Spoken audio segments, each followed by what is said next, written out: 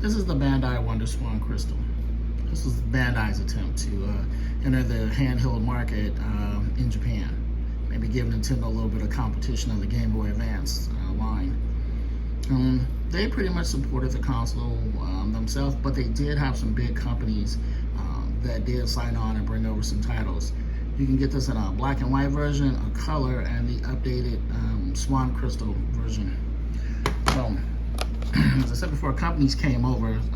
Square brought over Final Fantasy 1, 2, and 4.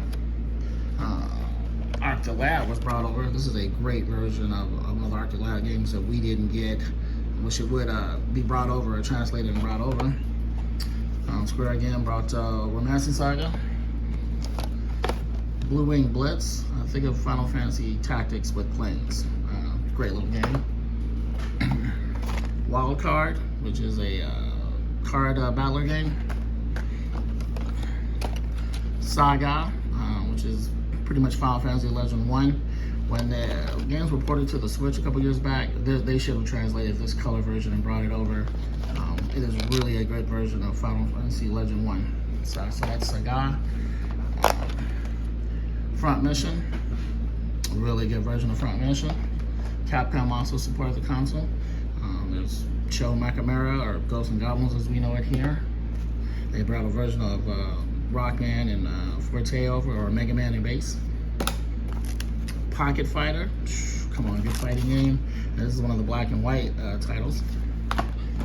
Konami supported it with a Castlevania card game. This game has some great art for a black and white title. Namco brought over a Tekken, which is also another card game. Sammy came over with Guilty Gear Petite 1 and Guilty Gear Petite 2.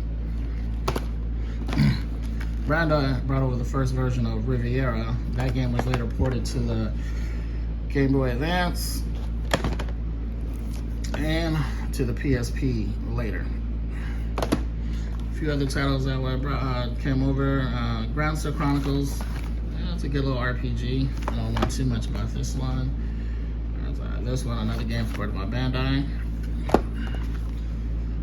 One Piece RPG game.